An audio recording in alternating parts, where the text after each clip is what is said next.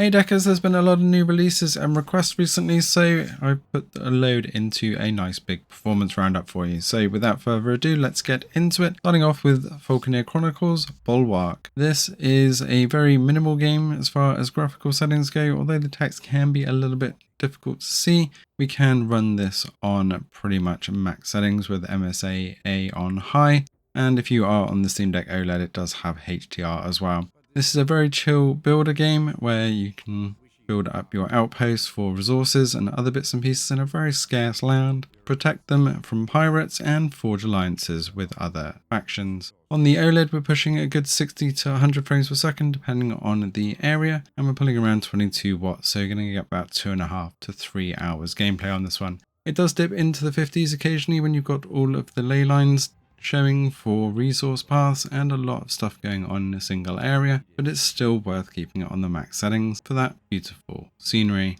Huge thanks to Wired Productions for giving us a key to test this one out on the Steam Deck, and hope you guys take a look. Next up we have Ario.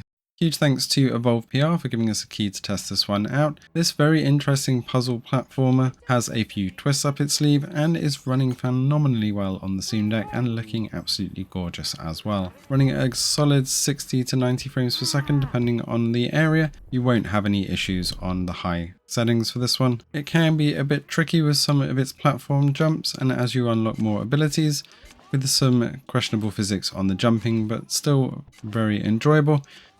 This has a release date of the end of March, although they say it's been delayed a week or so, so do keep your eye out on Steam for an official release. Huge thanks for them letting us test this out early, especially with the slow-mo mechanics on the bolts. Does make it for interesting gameplay, and you have to be a little bit more strategic than you think when trying to protect people.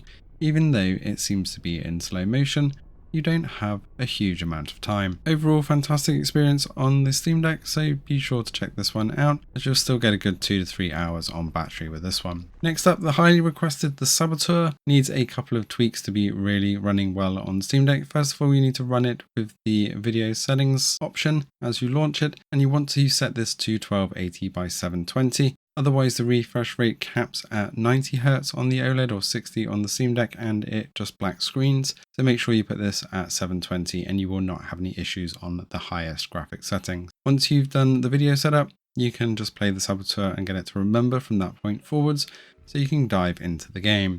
It also has nudity from the beginning, so be warned, if you have turned that filter off, you will get a bit of an eyeful when you launch. Overall though, this runs at a perfectly solid 60 frames per second. It does seem to be capped there, but it was unwavering on the Steam Deck with its fantastic art style, full offline gameplay, and no EA launcher. This is a great pick up and play title on the Steam Deck. However, there does not seem to be any cross save, so be warned.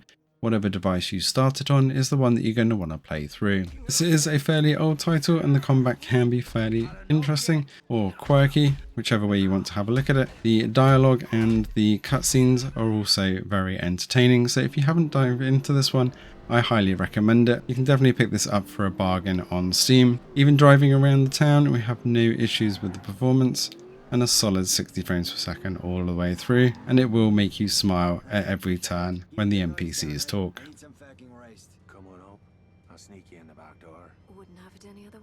Today's video is sponsored by Maximum Settings. You can check out some footage captured from their cloud gaming PCs in the background. Experience your entire Steam Deck game library at peak performance. Say goodbye to any constraints imposed by Steam Deck hardware, boost your frame rates, and unlock ray tracing support. Push all your settings to the max and explore the pinnacle of gaming immersion with Maximum Settings for an unparalleled gaming journey. Running on Linux Mint, you can increase your compatibility across all your gaming titles and even use Steam Big Picture mode. With up to 32GB of system RAM and a whopping 24GB of GPU RAM, you can unleash the most demanding mods without hesitation. Maximum Settings seamlessly extends your Steam Deck, desktop, laptop, Mac, smartphones, Android devices and tablets, transforming them into formidable gaming platforms at the cutting edge of technology. Use the link in the description below if you want to try it out for yourself. Remnant 2 got a patch for FSR 3, which originally absolutely trashed the performance on the Steam Deck.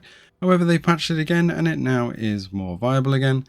So if you do want to play Remnant 2 once again, then we can run this at full screen 1280 by 800 but we want it on the low settings with a capped frame rate of 60 and the upscaler set to FSR3 and performance. This will look worse on a larger screen, but it does actually look okay on the Steam Deck now.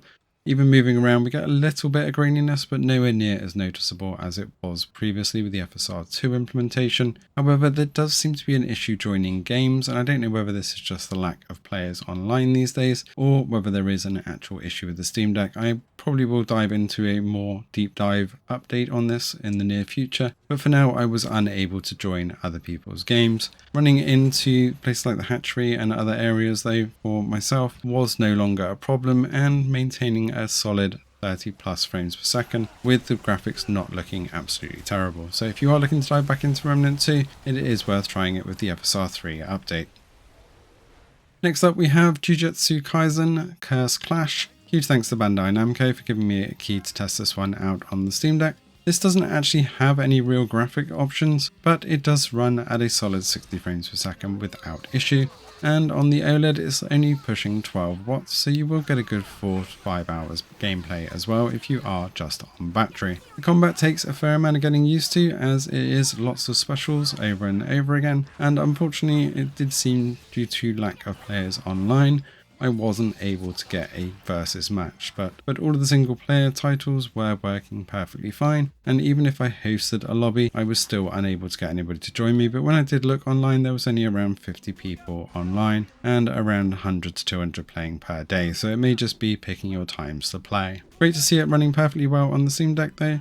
Let us know if you're going to be picking this one up. Next up is Bears in Space. Huge thanks to Deep Silver for giving me a key to test this one out on the deck. Believe it or not, we can't run this one at the highest settings, but we do want high resolution scale and medium on shadows and post-processing quality. Although in the early sections it does run at a very solid 60 to 90 frames per second, once we get a few levels in, the graphics really take a hit. If you like Doom Eternal style and fast and frantic action crossed with something like High on Life's comedy humour, then this is going to be the perfect title for you to pick up and play. It's absolute carnage when the monsters start kicking off and shooting at you, and this is a mild fight at best, but also the side humour and the quirky comments from your sidekicks will certainly bring a smile to your face. Fast, frantic and funny, definitely one to pick up on the deck. Last up we have Diablo IV's Season of the Construct, which is Season 3 content. They have also added ray tracing support, although this absolutely kills the Steam Deck, but without ray tracing support and our recommended settings, we are getting a fairly consistent 50 to 60 frames per second with around dips to 40 in town. But even with tons of monsters and mage effects going off, it isn't a problem at all on the OLED. It's much smoother than it used to be. And for a quick whiz through on the settings, obviously you can have HDR if you've got the OLED. To start with the medium graphic settings, hit it up to high on the texture quality, as well as the terrain geometry detail, and bring the anti-aliasing quality up to high as well. It will take some time to apply the setting, and obviously turn distortion off as well. This will run incredibly well on the deck, although it does only give you around 2 to 2.5 hours gameplay on battery. You will have an absolutely fantastic time, almost stutter free. You do still get a few load spikes around town and other bits and pieces, and I'll do a more in-depth update on this on the channel soon. But if you are looking to dive into Season 3, you're going to have a fantastic time on the deck. Let us know in the comments below what other games you'd like us to have a look at or update on the channel. Thanks for watching, and see you in the next one.